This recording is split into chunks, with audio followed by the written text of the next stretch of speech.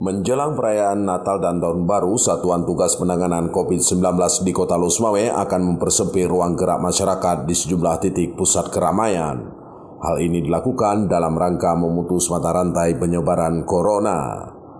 Ketua Satgas Penanganan COVID-19 Losmawe, Hanirwansyah mengatakan, petugas akan memantau seluruh titik rawan keramaian di perkotaan agar tidak terjadi kerumunan massa, sehingga virus COVID-19 dapat dicegah menjelang pergantian tahun tersebut.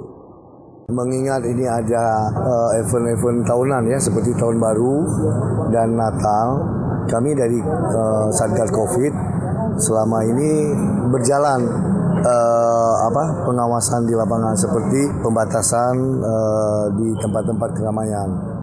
Ketua Satgas Penanganan COVID-19 Losmawe, Hanirwansyah menghimbau masyarakat untuk tidak melakukan perayaan Nataru itu dikarenakan situasi Losmawe berstatus level 3 COVID-19.